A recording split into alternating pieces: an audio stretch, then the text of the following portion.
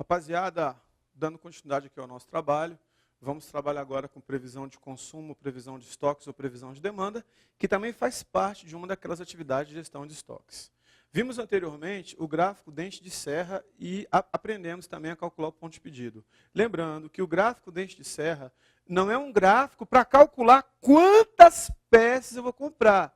Subentende-se que no gráfico dente de serra, essa informação eu já tenho. O gráfico dente de serra é para saber qual o momento adequado, quando eu vou comprar. Ou seja, quantas peças vai atingir o meu nível de estoque, que representa o momento adequado de comprar, momento adequado de repor estoques. Beleza? Tranquilo? Sem dificuldade? Show de bola? Então vamos lá. Previsão de estoque, previsão de demanda. Acompanhe comigo na tela. É baseada em previsões de consumo de material. Essa previsão de demanda estabelece estimativas futuras dos produtos acabados comercializados pela empresa. Eu preciso fazer uma previsão para fazer planejamento. Preciso fazer uma previsão para fazer uma adequada gestão de estoques, para fazer uma gestão considerada uma gestão adequada. Próximo. Algumas características da previsão.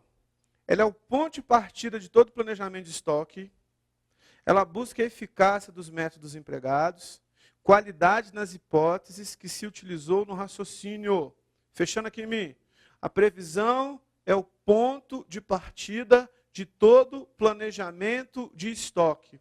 Todo estoque vai ser planejado. Tudo que a empresa vai comprar vai ser previsto. Se o estoque vai ser previsto, se o estoque vai ser planejado, significa dizer que eu estou fazendo um gerenciamento adequado dos meus estoques. Estou fazendo uma gestão adequada dos estoques. Isso para a empresa vai ser bom, isso para a empresa vai ser importante. Beleza? Sem dificuldade, fácil, tranquilo, bacana, beleza? Vou buscar eficácia e vou buscar a lógica. Professor, por que eu tenho que fazer previsão? Para ter um fluxo contínuo de estoques, para comprar a quantidade necessária. Não comprar demais, porque tem desvantagens, e não comprar de menos para não haver ruptura. E se eu comprar de menos, a gente já viu que a gente pode ter problema com relação a isso. Beleza? Tranquilo? Próximo. Acompanhe comigo na tela.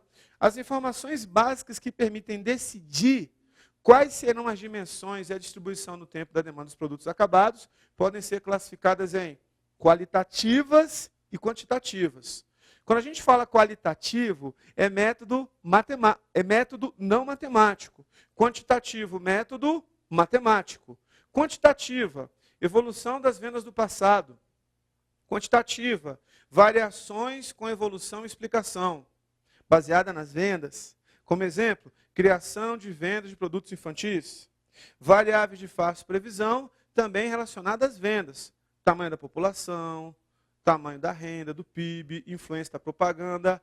Então, toda vez que eu for fazer uma previsão de estoque ou previsão de demanda, vamos considerar que existem aspectos quantitativos e aspectos qualitativos. Aspectos qualitativos, opiniões de gerentes, opinião dos vendedores, opinião dos compradores, pesquisas de mercado. Fecha aqui em mim.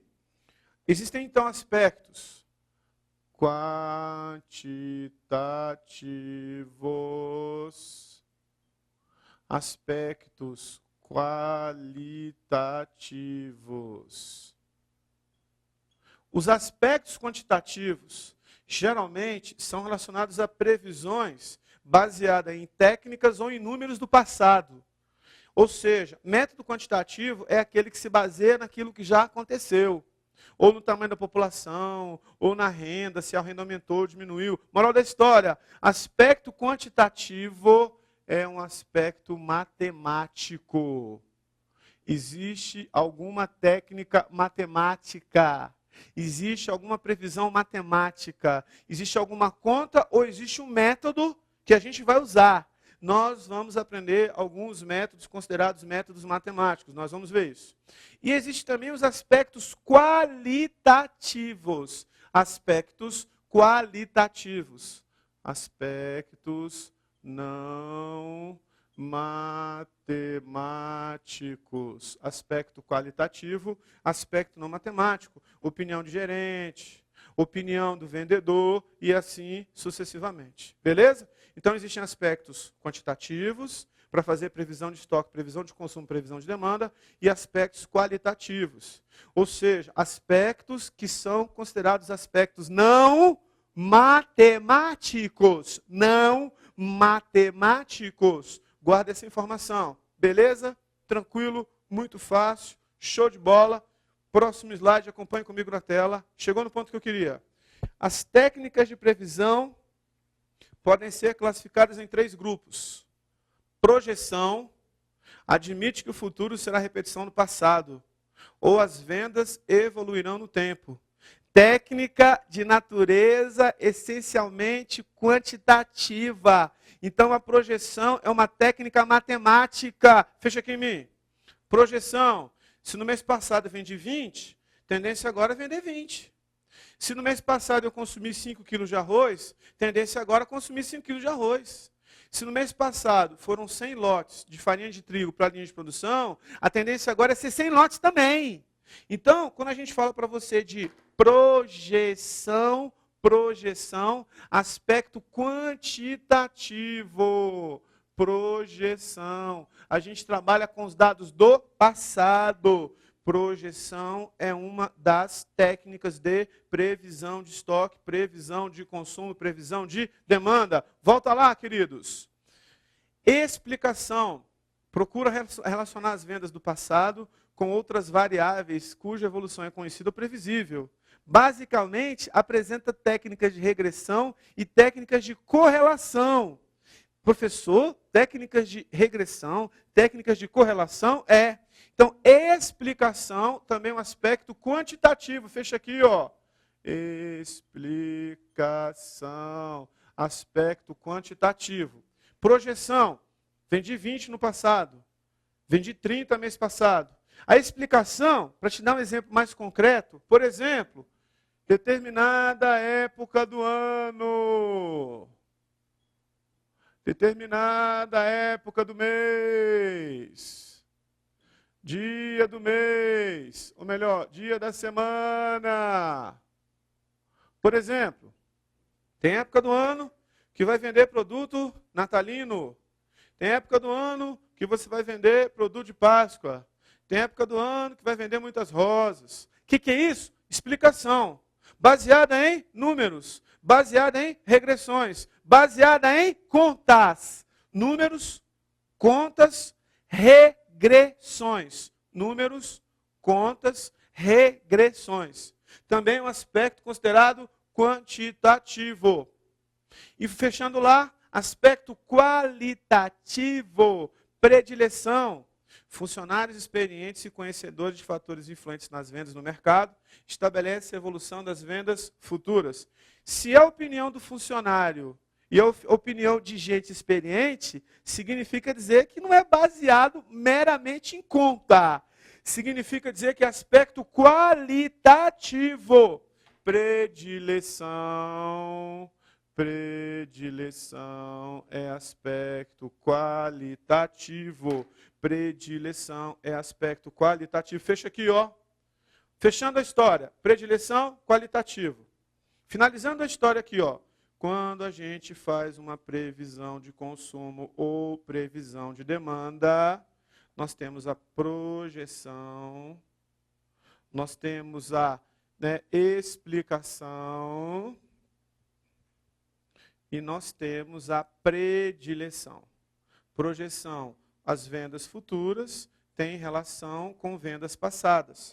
O quantitativo futuro tende a ser uma repetição do passado. É claro que eu não vou considerar só isso. Não é só isso que eu vou considerar. Explicação, né? Lembrando que projeção, aspecto quantitativo. Projeção, aspecto matemático.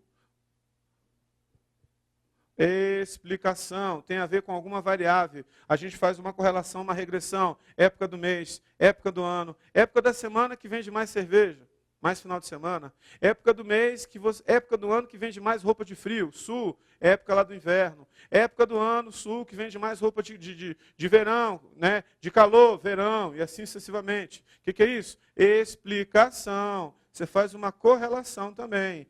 Também é considerado um aspecto matemático, aspecto quantitativo.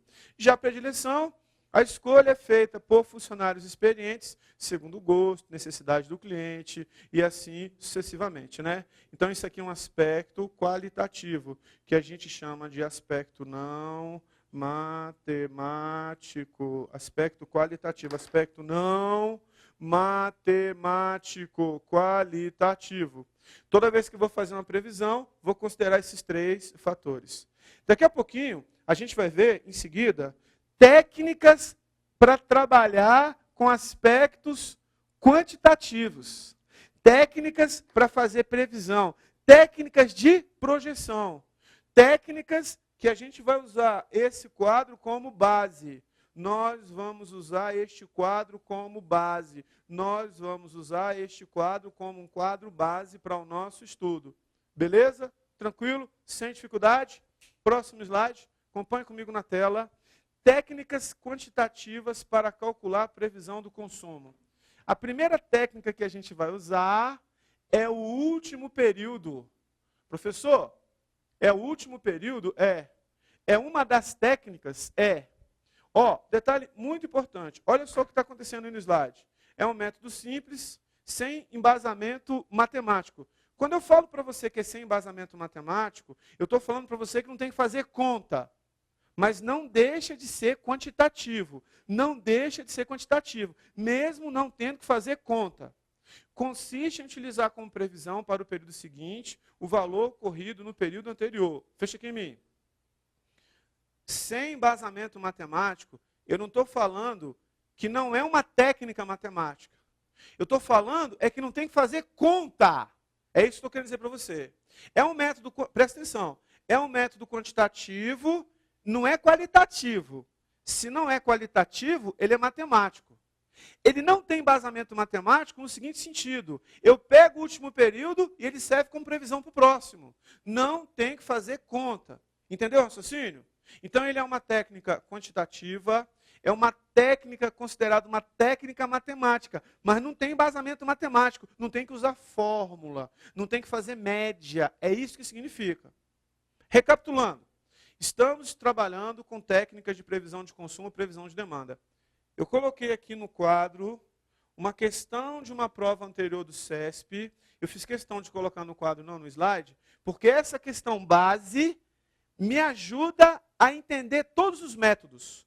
Todos os métodos de previsão de consumo, de previsão de demanda, eu vou entender aqui com este quadro. Este quadro vai me ajudar a entender essas técnicas de previsão de consumo, essas técnicas de previsão de demanda. Esse quadro vai me ajudar.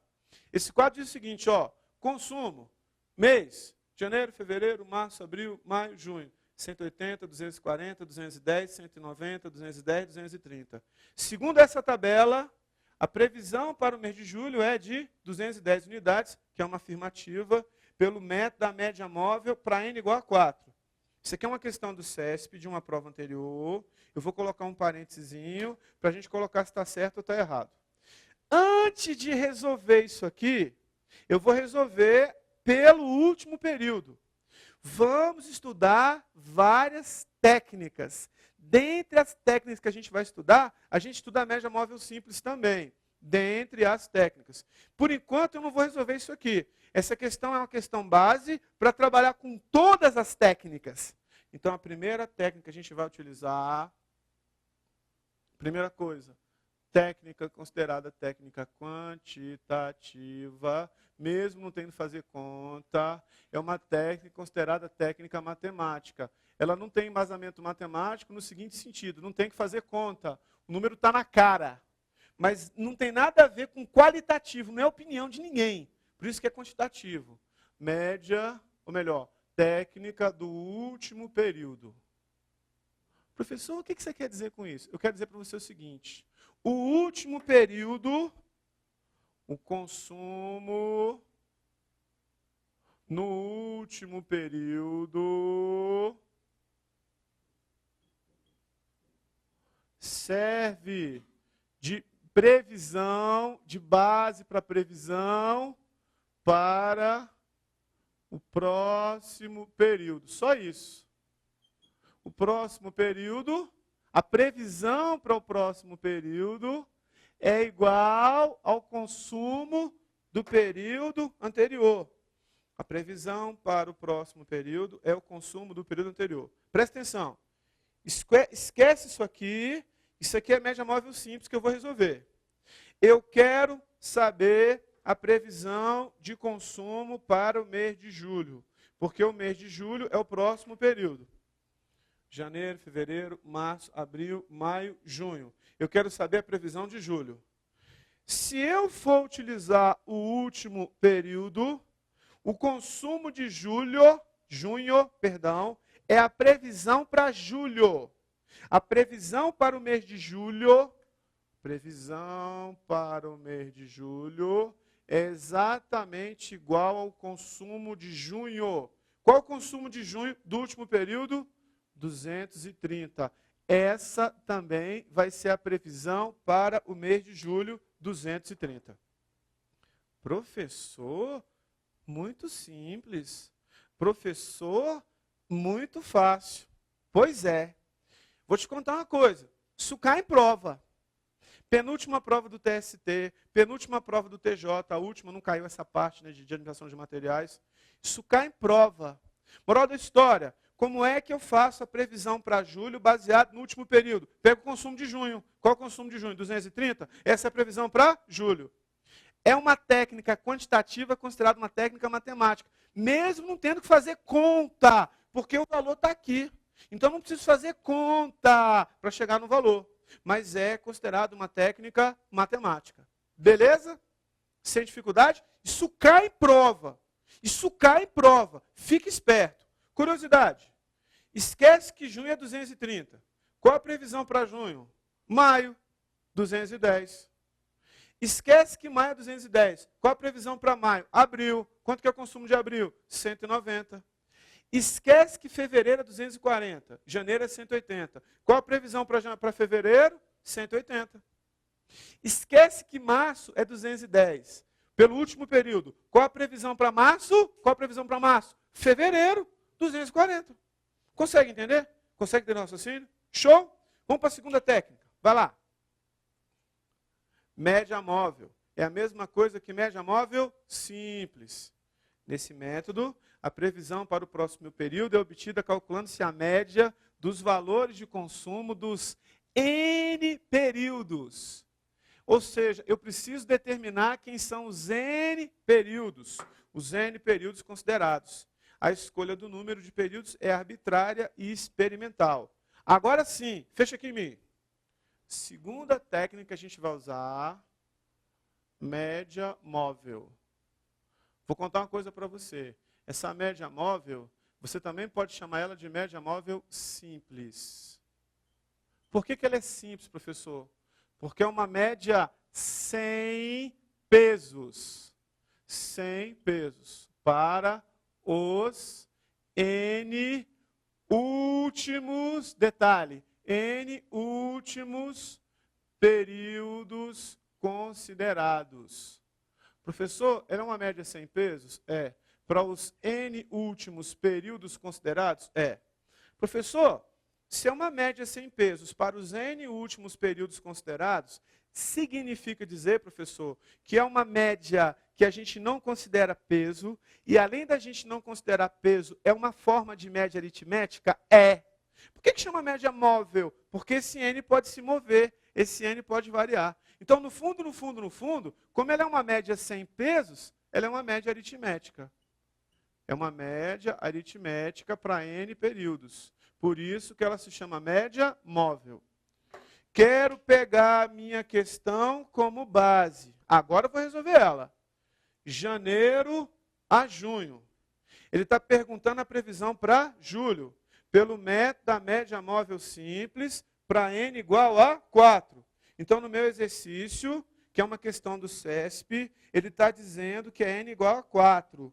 Professor, o que é N igual a 4? São os 4 últimos períodos que eu vou considerar, 4 últimos períodos mais próximos à previsão.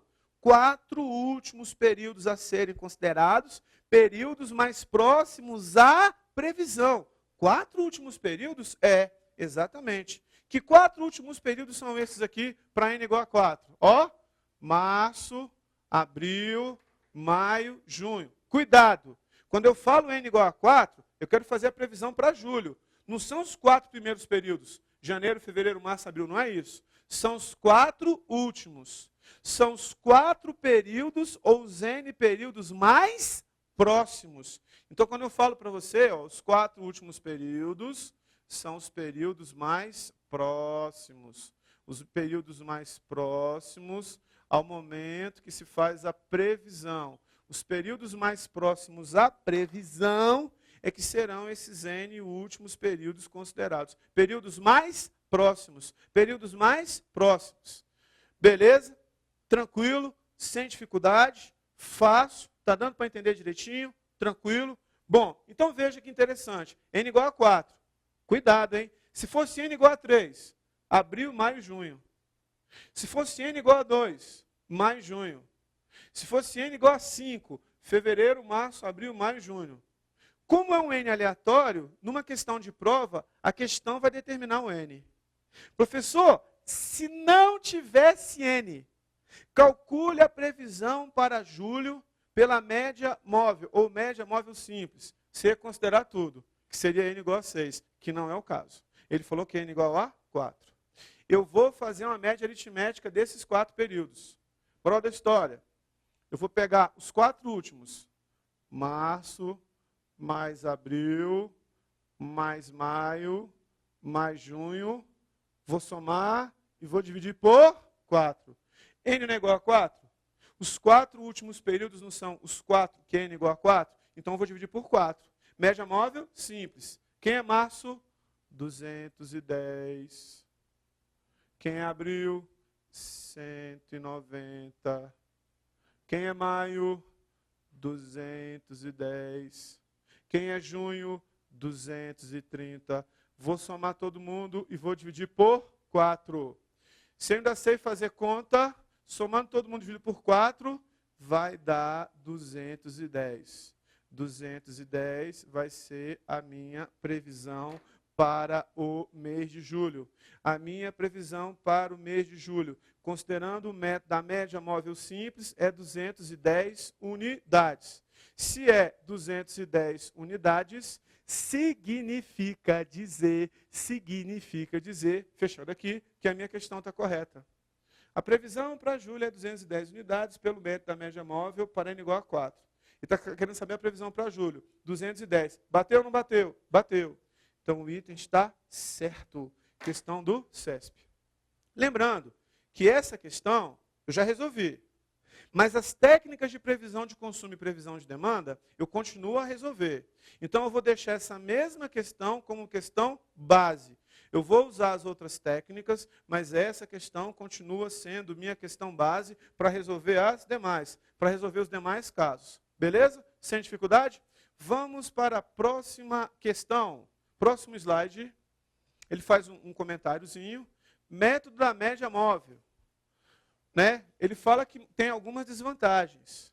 As médias móveis podem gerar movimentos cíclicos ou de natureza não existente nos dados originais.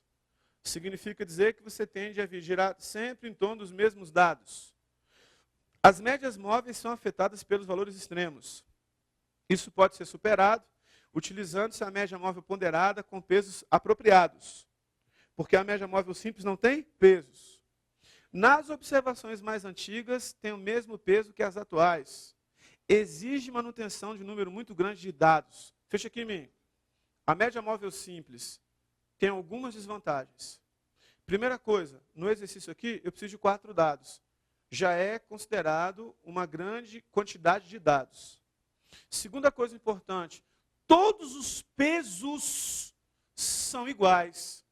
Pegando aqui na minha tabela, o último período aqui, ó, junho, 230, o penúltimo 210, né, o antepenúltimo 190, o primeiro 210. Todo mundo tem o mesmo peso.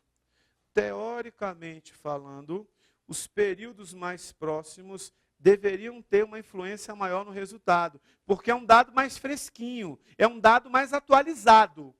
Na média móvel simples, todo mundo tem o mesmo peso. Se todo mundo tem o mesmo peso, se todo mundo tem a mesma representação, se todo mundo tem a mesma representatividade, eu posso ter um dado distorcido e muitas vezes um dado cíclico. Eu sempre girar em torno dos mesmos valores. Então, o período mais próximo, que seria um dado mais fresquinho, mais atualizado, tem o mesmo peso de um período mais distante, que é um dado mais desatualizado. Desvantagem da média móvel simples, mas é muito utilizada ainda. Beleza? Volta lá. Por outro lado, tem vantagens. Fácil de implementar, simplicidade e facilidade, admite processamento manual, dá para fazer tudo na mão, dá para fazer as contas tudo manualmente. O método da média móvel. Tudo bem? Fechando aqui em mim. Essas dificuldades encontradas no método da média móvel podem ser superados pela média móvel ponderada. Porque a média móvel ponderada, que a gente vai estudar, vai ser uma média com pesos. E vai ser uma média com pesos diferentes. Se é uma média com pesos diferentes, teremos uma participação no resultado também que vai ser uma participação diferente. Isso onde? Na média móvel ponderada, que vamos estudar a seguir. Beleza? Tranquilo? Show de bola!